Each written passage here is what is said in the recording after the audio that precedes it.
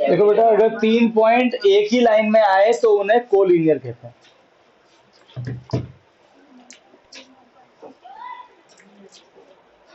अब सब सुनना, जिसको भी ये कंसेप्ट के बारे में खबर नहीं है तो यहाँ ध्यान देगा। देखो 3 पॉइंट है, वो ऐसे हो सकते हैं या फिर वो ऐसे भी हो सकते हैं, सही बात है। अगर 3 पॉइंट ऐसे हैं तो एक ही लाइन में आएंगे, दिख रहा होगा, तो एक ही लाइन पे तीनों आते, सही है। पर ये जो 3 पॉइंट है ये एक ही लाइन में नहीं आते, ये दोनों इस पे आते हैं तो ये दोनों इस पे आते हैं, ये दोनों इस पे आते हैं। देखो हमको अलग अलग तीन तीन लाइन चाहिए होती है, सही बात है। तो अगर ऐसे पॉइंट है जो एक ही लाइन पे आए तो उन्हें बोलेंगे कोलिनियर, और जो एक ही लाइन पे नहीं है, हमको बहुत सारी लाइन चाहिए होती है, तो उन्हें बोलते हैं नॉन कोलिनियर। क्या बोलते हैं?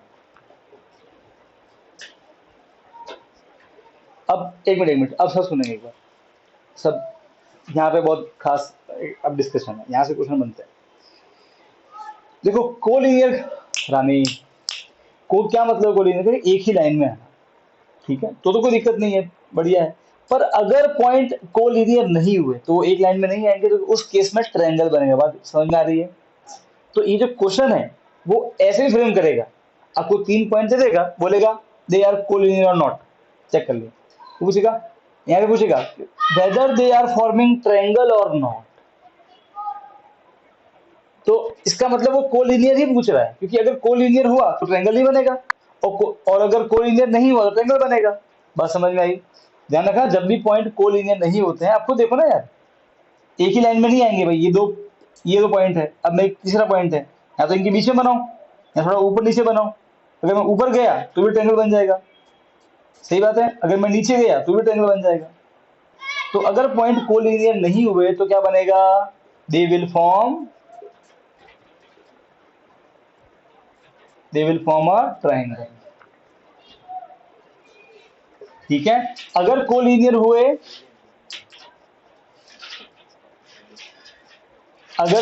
हुए, एबीसी अगर कोलिनियर हुए तो ट्रायंगल नहीं बनेगा, सही बात है। अच्छा सुनो बेटा, अभी वापस सुनना, अब पूरा डिस्कशन करेंगे फिर सीधे जाएंगे एक्सरसाइज। अगर ट्रायंगल हुआ तो फिर ट्रायंगल के 3 type, basically 4 type: scalene, isosceles, equilateral, right angle. मेरी बात समझ में आ रही है? ठीक है। तो पूछेगा if it is forming triangle then state its type, किस टाइप का ट्रायंगल है, ठीक है। तो अगर पहली बार ट्रायंगल कब बनता है? जब कोलिनियर नहीं होते तब, ठीक है। अब कोलिनियर नहीं है, ट्रायंगल बनेगा। अब ट्रायंगल में पहला पार्ट स्केलन ट्रायंगल,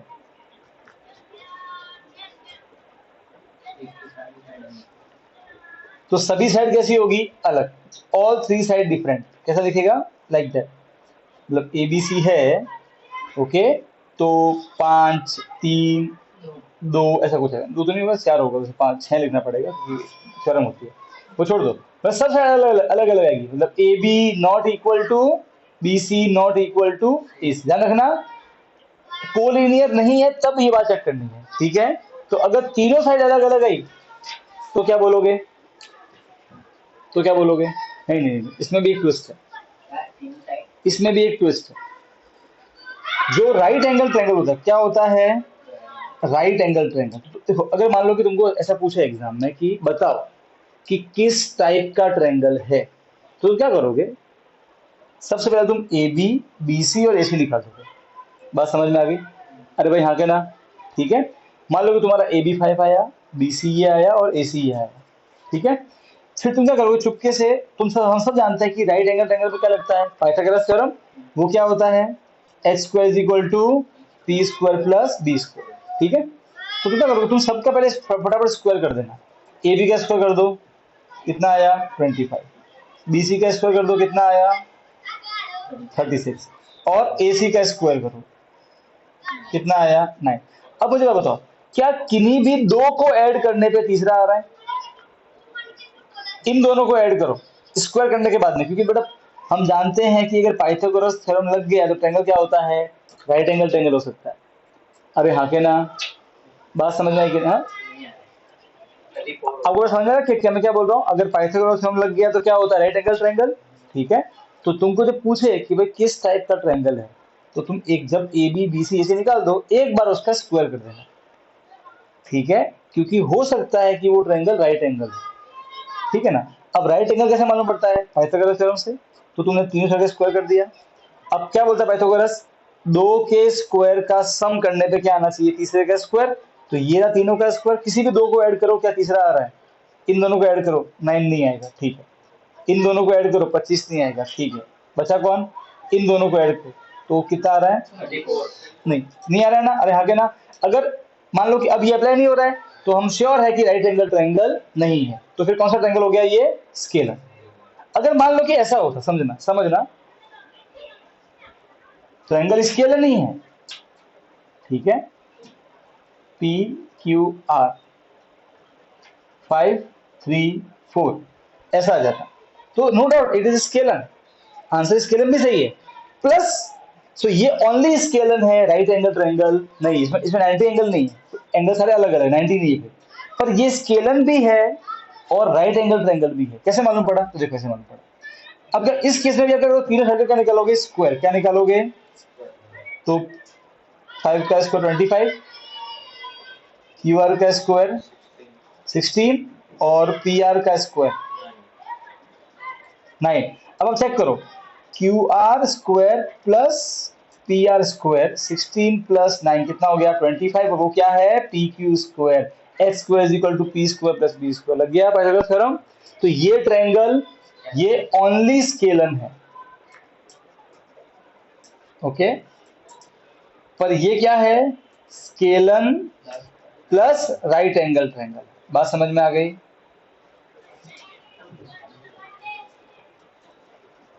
यहां तक कोई दिक्कत है, बात समझ में आई। तो अब बताओ, अगर एग्जाम में से पूछे कि किस टाइप का ट्रायंगल बन रहा है, तो तुम पहले क्या चेक करोगे कि वो कोलिनियर है कि नहीं। अगर कोलिनियर है तो ट्रायंगल चेक ही नहीं करना है, ट्रायंगल बनेगा नहीं तब तो, सही बात है, तब तो कोई लोचा है ही नहीं।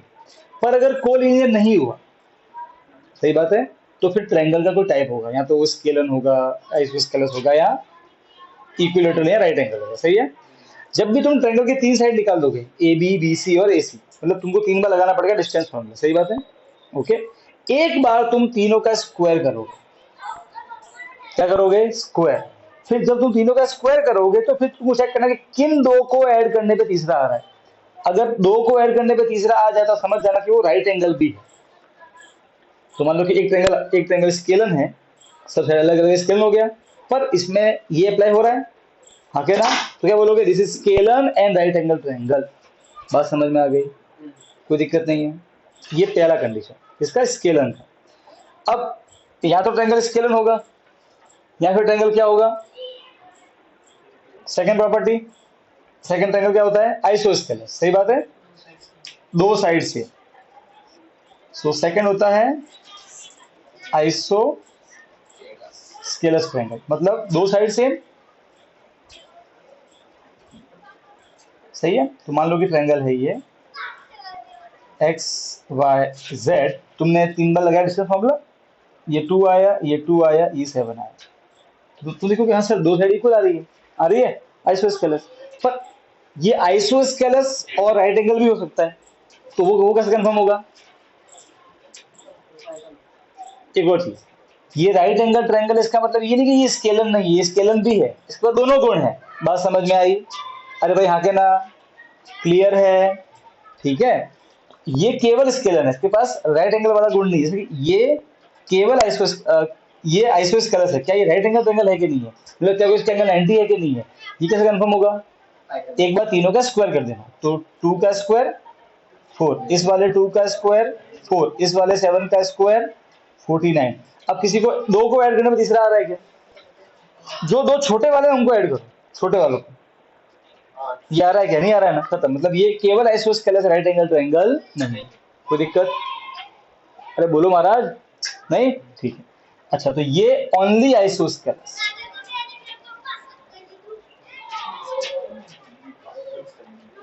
अब देखो मैं एक और एग्जांपल दे रहा हूं यहां पर। एल टी आर √2 √2 √2 और 2 ऐसा आया तुम्हारा तीन साइड। सही बात है, दो साइड इक्वल है। राइट कॉर्नर पे यहाँ देख ले, वो जरूरी नहीं है। और ये टॉपिक स्टैंडर्ड के लिए ही चल रहा है, समझ रहा है? और क्वेश्चन भी ऐसे आए हुए हैं, जबकि बुक में ऐसे क्वेश्चन है ही नहीं, एक ही क्वेश्चन पूछा है बुक में। ठीक है, तो ध्यान दो। अब देखो, ये आइसोस्केलस हो गया, ठीक है। क्यों आइसोस्केलस है? क्योंकि दो साइड क्या आ रही है? सेम। पर अब ये आइसोस्केलस प्लस राइट एंगल है कि नहीं है, वो कंफर्म कैसे होगा? सबका स्क्वायर करके। तो पहले इसका स्क्वायर करो, √2 का स्क्वायर 2, फिर दूसरे वाले √2 का स्क्वायर 2, फिर इस 2 का स्क्वायर कितना आया? 4। अब दो छोटे वालों को ऐड करो, कितना आ रहा है? 4 बराबर आ गया। मतलब ये आइसोस्केलस भी है और राइट एंगल भी है।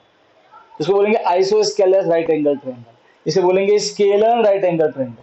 ये ओनली स्केलर, ये स्केलर भी राइट एंगल भी, ये ओनली आइसोस्केलस, ये आइसोस्केलस भी और राइट एंगल भी। बात समझ में आई? तो आपको जब भी पूछे कि किस टाइप का ट्रायंगल है, आप एक बार सबका स्क्वायर जरूर करना। बात समझ में आ रही है?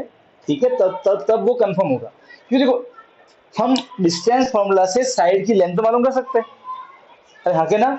और लेंथ से हमको मालूम पड़ जाएगा कि भाई स्केलर है कि आइसोस्केलस है। उसके लिए केवल साइड देखनी है आपको, पर राइट एंगल क्या लिखना है? एंगल लिखना है।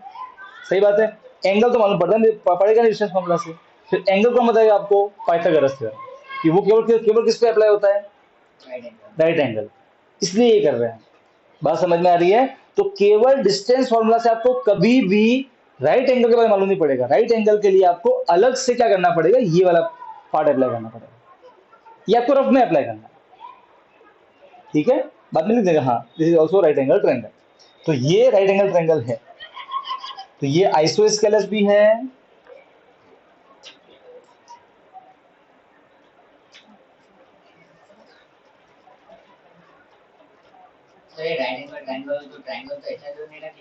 नहीं वो चलेगा, वो चलता है, इसका कोई जरूरत नहीं पड़ेगा। ये राइट ट्रायंगल हो गया, ठीक है।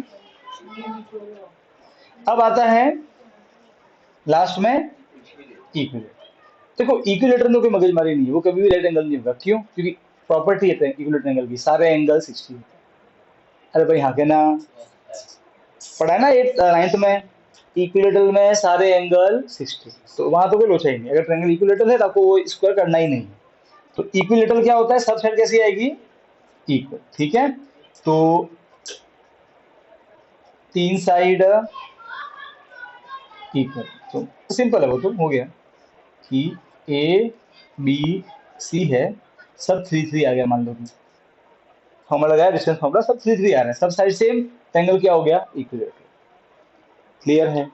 डन। तो या तो अगर कोलिनियर है तो ट्रायंगल नहीं है, मामला वही खत्म। कोलिनियर नहीं हुआ तो फिर ट्रायंगल होगा। उसमें भी कितनी वैरायटी? 3, scalene, isosceles, equilateral. ठीक है, स्केलन और आइसोस्केलस में एक बार राइट एंगल वाला फंडा चेक कर लेना, क्योंकि उसमें दोनों गुण हो सकते हैं। वो कैसे करना मालूम पड़ गया? क्लियर है? हम जब आगे करेंगे क्वेश्चन प्रैक्टिस करेंगे तब उसमें ऐसे क्वेश्चन आएंगे, तब मैं बताऊंगा, तब आपको याद रखना है। ठीक है, अब ये फटाफट छापो पहले। ये क्वेश्चन नंबर 3 को, 3 के आगे जो क्वेश्चन समझना है उसके लिए पूरा एक शॉर्ट नोट हो गया है।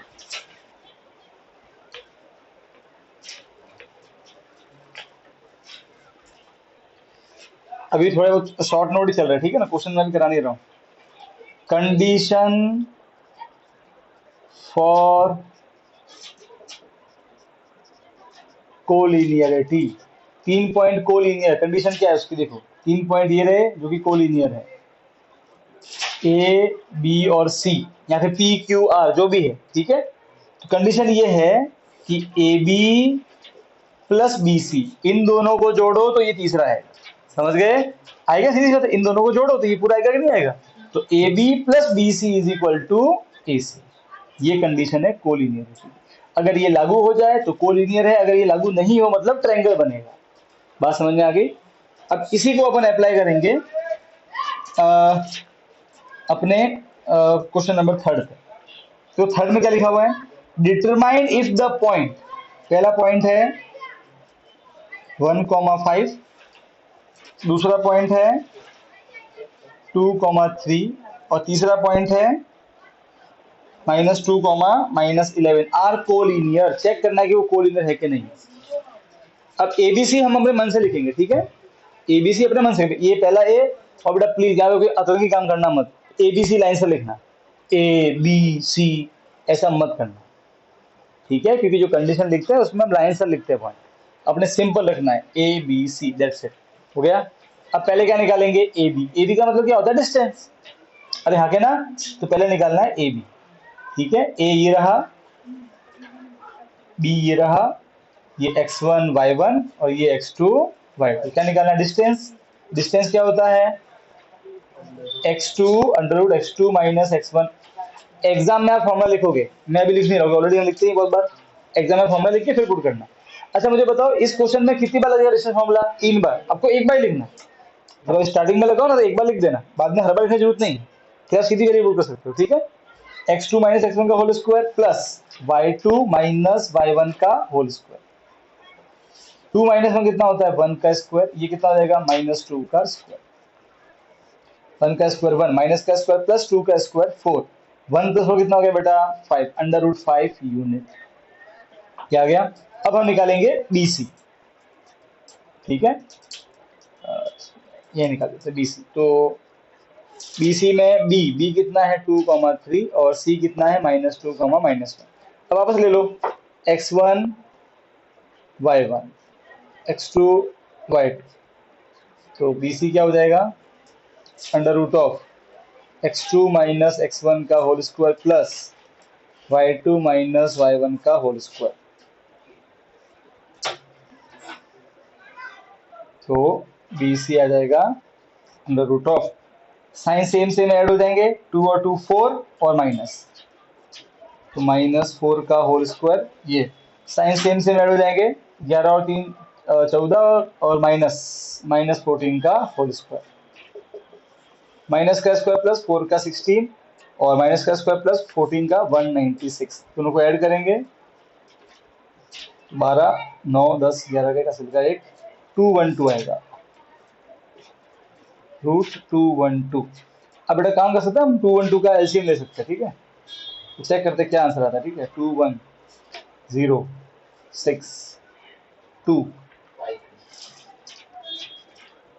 53, 53 बढ़ा नहीं था किसी में, तो वही हो गया, तो आंसर क्या आ गया, 2 × 2 × 5 3, 2 बाहर आ जाएगा और 5 3 अंदर, ठीक है।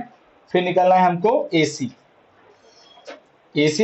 तो A है 1,5 और C है -2, -11, वही x1 y1 x2 y2, AC क्या होता है √of x2 - x1 का होल स्क्वायर y2 - y1 का होल स्क्वायर, ठीक है, -3 का होल स्क्वायर -16 का होल स्क्वायर 9 और 256, नाउ कितना हो जाएगा 256 + 9 265, अब 265 का बेटा एलसीएम ले लो, 5 5 या 25 1 5 3 या 15, तो बेटा ये तो आ रहा है 5 × 53, तो बेटा वही रहेगा, ठीक है, कोई खास होने वाला नहीं इसका। अच्छा बेटा आप सुनना, जिसको ये समझ नहीं आता है वो जो यहाँ बोर्ड पे सुन रहा है वो देखो, देखो ए बी आ रहा है √5, BC आ रहा है 2√53, क्योंकि ऐसा करके ऐसा ऐसा कर लेना बेटा, ठीक है, इसकी आगे डालो इसमें, वरना मालूम नहीं पड़ेगा कि वो एग्जैक्ट नहीं है, ठीक है, मतलब वो 14 नहीं है 25 नहीं है ना, तो आपको एलसीएम लेना है ताकि जोड़ी बन जाए, और ये आ रहा है आपका। अब देखो ऑब्वियसली अब हमको क्या चाहिए कि AB और BC, ये देखो ऑकवर्ड नंबर आ रहा है कि नहीं आ रहा है, ओके, ये देख के ही लग रहा है कि हाँ ये सब इन ये कंडीशन सेट नहीं बैठ रही है, तो अब साफ साफ लिख दोगे यहाँ पे दे आर नॉट कोलिनियर। ये कोलिनियर कब होंगे, ये अपना एक एग्जाम्पल है, मैं वो दिखाऊंगा उसमें उसमें देखना कोलिनियर होंगे। तो आपको यहाँ पे लिखना है A B plus B C. A B कितना है √5 और बी सी कितना आ रहा है 2√53 है ना, और ए सी कितना है 265। देखो बेटा कोई मैच ही नहीं कर रहा है, ये दोनों इससे कोई मैच नहीं है, तो लिखोगे नॉट कोलिनियर। ठीक है,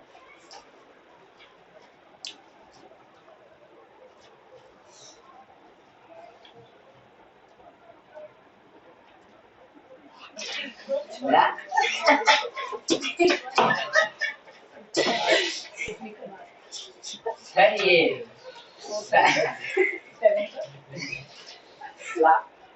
सिक्की भाई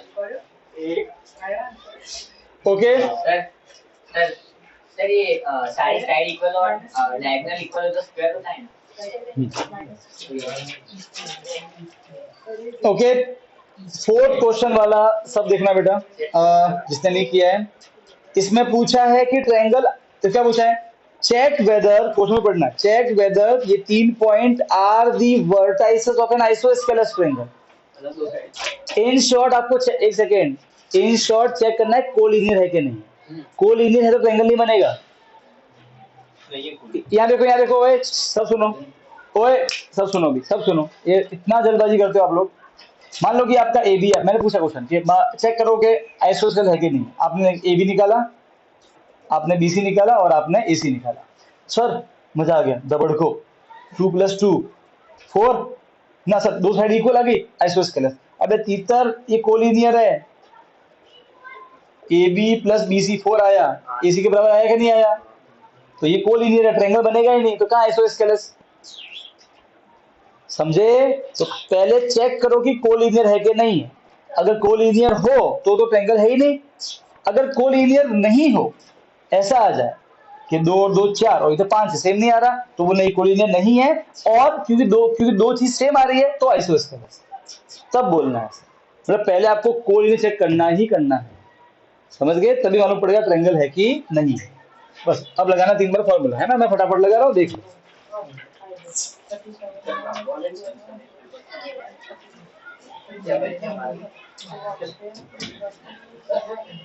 एक मिनट हेलो करो भाई तो मैं सामने आ गई अरे એમના કે બે તારા છે એટલે દિવાળીમાં ઘરના લોકો ઘરમાં તો બારના બારમાં કાઢી લેવાના આવો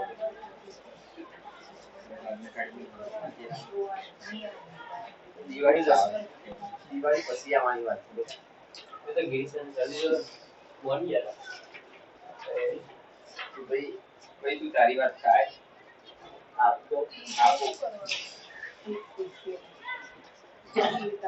सर आपको पता है एक बंदे ने फोन कराया था नाम चाहिए भाई मारो बस मैच कराया रात के बाद तो दिन पे क्यों नहीं जाते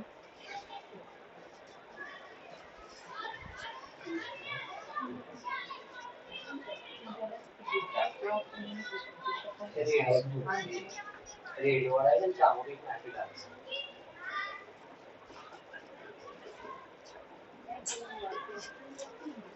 हमें कल नहीं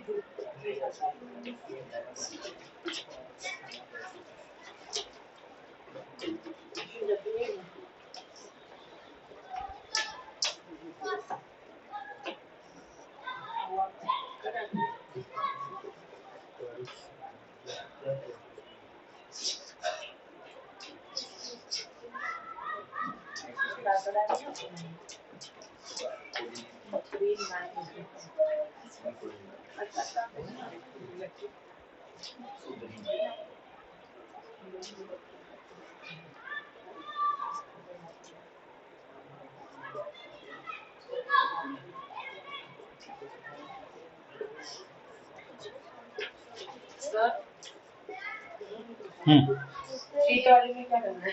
एक मिनट थोड़ी वेट करो। ओके अब बेटा यहाँ देखना सब बच्चे, जिसका ये नहीं हुआ है, देखो ए बी आ रहा है √37, बी सी आ रहा है √37 और ए सी आ रहा है 2।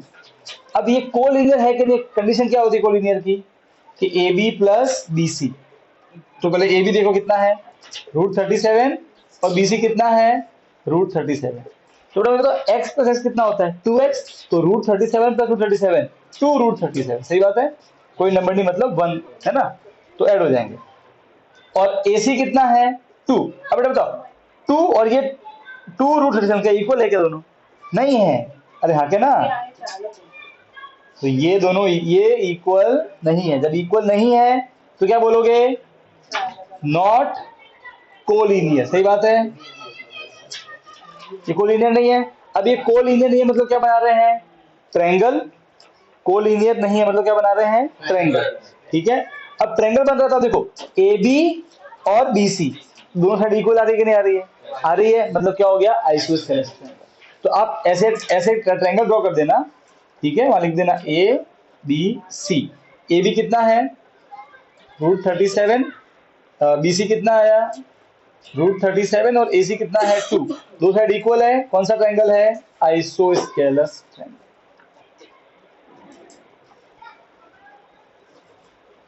ये हो गया आंसर, ठीक है।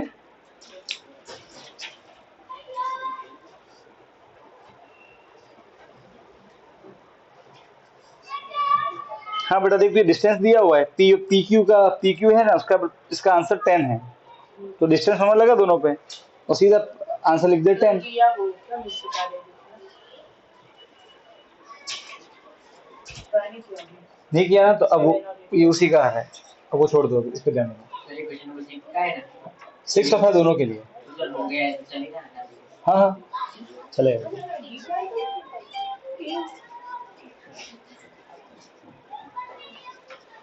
अब ध्यान सुनना, लीव इट देयर, है ना, तो जरूरी नहीं है बेटा।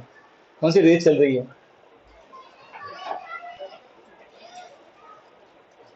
बेसिक बेसिक वालों के एक क्वेश्चन इस टॉपिक से 100% चार नंबर का आने वाला, फिक्स है, हर साल आता है, इस बार भी आया था 2023 में। कौन सा आया था मैं वो भी दिखा देता हूँ, शायद तुम्हारे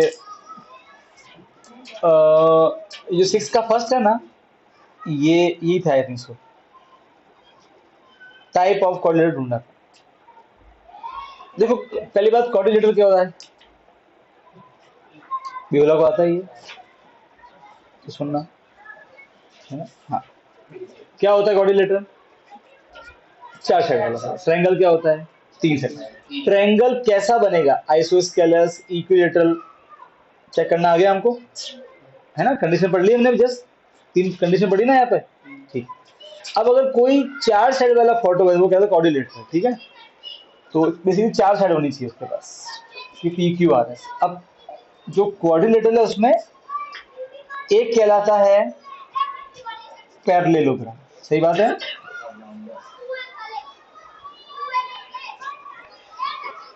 एक कहलाता है रेक्टेंगल,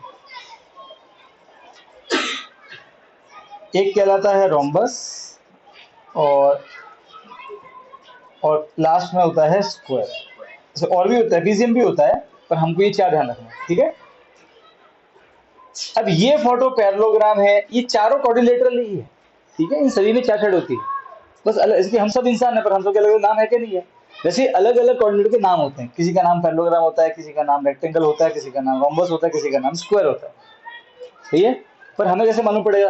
हमको तो इसमें से पॉइंट देंगे वो तो 3,2, वो कैसे मालूम, वो देखिए कैसे मालूम पड़ेगा? जैसे कि बोर्ड क्या है, रेक्टेंगल है, हाँ दिख रहा है, शेप है ना, शेप देख के तो बता सकते हैं, पर सिर्फ पॉइंट देंगे तो कैसे बताएंगे? तो पैरेललोग्राम है कि नहीं, कंडीशन पता क्या है? पैरेललोग्राम में अपोजिट साइड कैसी होती है? इक्वल, मतलब P Q is equal to S R और Q R is equal to S P S, ठीक है। अपोजिट साइड इक्वल होती है, ठीक है। और ये होता है डायगोनल, क्या होते हैं? डायगोनल इक्वल नहीं होते, P R is not equal to S.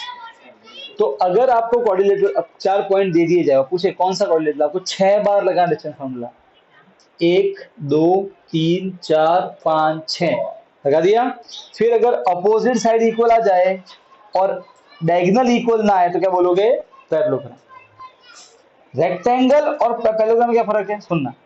Rectangle में भी opposite side equal, P Q is equal to, अब देखो पी क्यू की जगह तुम ए बी सी डी लिखोगे तो वो ए बी और बी सी बन जाएगा, समझ रहे हो? अरे भाई आगे ना, वो तो सिर्फ नाम है। तो अपोजिट साइड इक्वल और ये भी इसके इक्वल, तो फिर फर्क क्या? रेक्टेंगल और पैरेललोग्राम में डायगोनल का, पैरेललोग्राम में डायगोनल मतलब ये, इसको डायगोनल बोलते हैं पी आर और एस क्यू।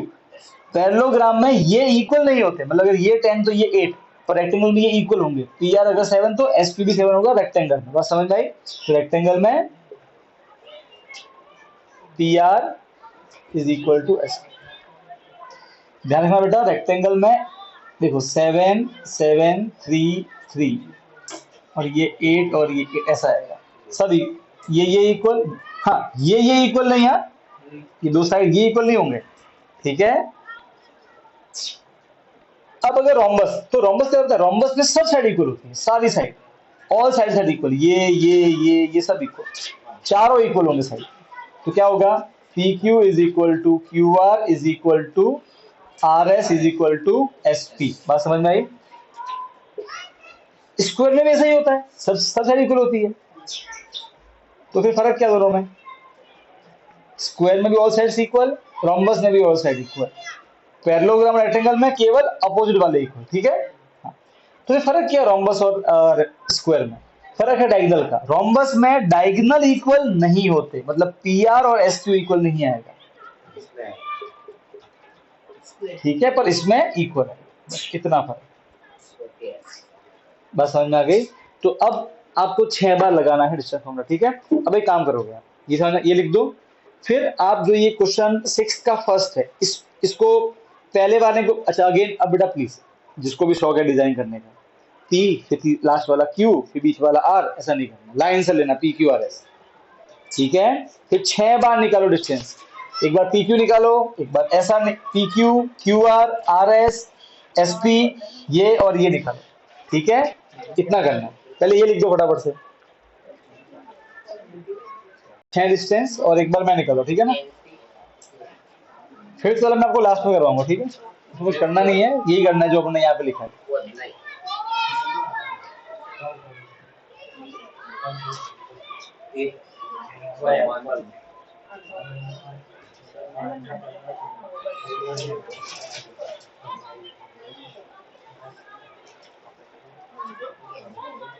एक सेकंड, पहले ये तो मालूम पड़े कि किस क्वेश्चन में ये करना है, क्योंकि पहले क्वेश्चन पढ़ लो क्या लिखा है। Name the type of coordinateral form, समझ गए? वो पूछे किस टाइप का कोऑर्डिनेटरल है, तो 4 टाइप के होते हैं, तो माइंड में आएगा अच्छा ये करना है हमको, ठीक है? फिर ऐसा एक रफ फोटो बना देने का, P पहला पॉइंट P -1, -2, Q R और S। अब अगेन लाइन सर ऐसे प्रॉपर लिखना है, ऐसे P Q R S, ऐसे लिखे P Q R S, zigzag में जाओ, प्रॉपर चलना है ऐसे। Q कितना है 1, 0, R कितना है -1 और 2, और S कितना है -3, 0। पहले क्या निकालना है? P Q. मैं डायरेक्ट कर रहा हूँ, पी क्यू में x2 माइनस x1 का whole square plus y2 minus y1 का होल स्क्वायर, ठीक है? पी क्यू में plus whole square 0 + 2 whole square, 2 का स्क्वायर प्लस 2 का स्क्वायर, आंसर आ जाएगा 4 + 4, वो होता है 2 × 4, मतलब 2√2 यूनिट। फिर निकालेंगे क्यू आर में x2 माइनस x1 का whole square plus y2 minus y1 का होल स्क्वायर, -2 का स्क्वायर प्लस 2 का स्क्वायर, ये आया 4 + 4, होता है 2 × 4 तो हो जाएगा 2√2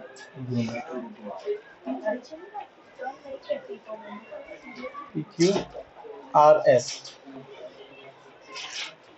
एस तो x2 माइनस x1 का x2 माइनस x1 का whole square plus y2 minus y1 का whole square -3 plus 1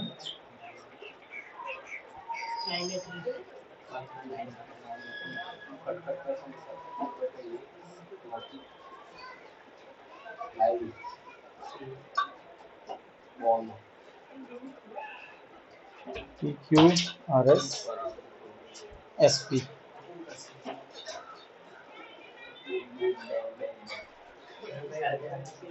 x2 minus x1 का whole square plus y2 minus y1 का होल स्क्वायर -1 प्लस 3 का होल स्क्वायर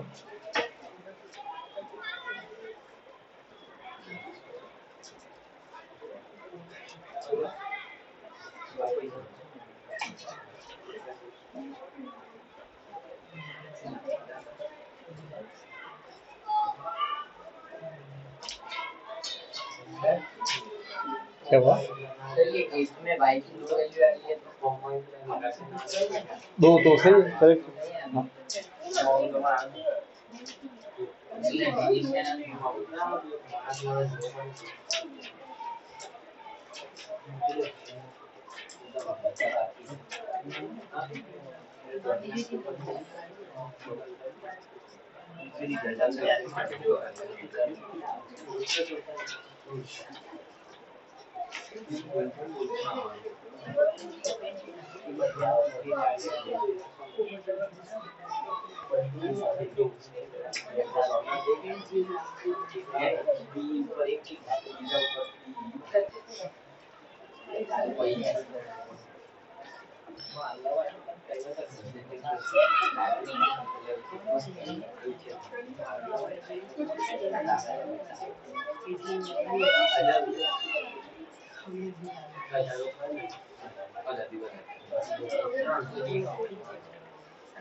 ओके, मेरे तो मैं 6 निकाले, देखो आप ऑब्जर्व करो यहाँ पे सब P Q Q R R S और एस पी ये सब 2√2 आ रहे हैं, तो चारों साइड इक्वल आ गई, मतलब यहाँ तो रोम्बस यहाँ स्क्वायर। कन्फर्म कौन करेगा? डायगोनल कौन? आर पी और एस क्यू, तो पी आर आ रहा है मेरा 4 और एस क्यू भी आ रहा है 4, डायगोनल भी इक्वल मतलब स्क्वायर। बात समझ में आ गई? सब साइड भी इक्वल, डायगोनल भी इक्वल, तो क्या लिखोगे? P Q is equal to Q R is equal to R S is equal to S P, और डायगोनल कौन है? P R is equal to S Q, so therefore P Q R S is a square, ये square, ठीक है। अब देखो 6 के जो 2 बचे बेटा वो होमवर्क है, सेम चीज करनी है, ठीक है, कल करके लेके आना चाहिए वो होमवर्क कल, ये वाला इसके 2 6 के सेकंड और थर्ड दोनों कंडीशन लिखवाई हुई है, तूने कर लिया है ना? प्रैक्टिस हो जाएगी। ये तो करना ही फिर बेसिक है बोर्ड में, क्योंकि बोर्ड में बेसिक है, बेसिक वाले तो सारे करके हैं, स्टैंडर्ड में तू करके है।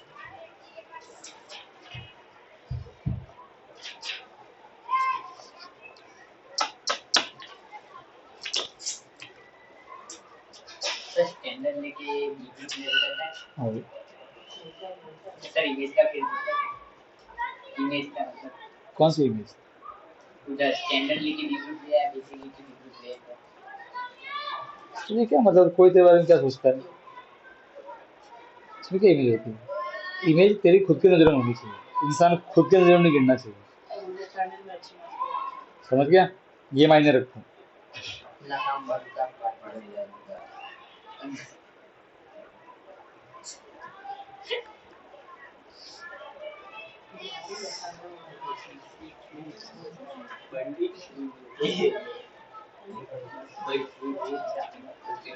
एक तो अपना कल का सनी बाकी डिस्कस करना, राइट है? White sir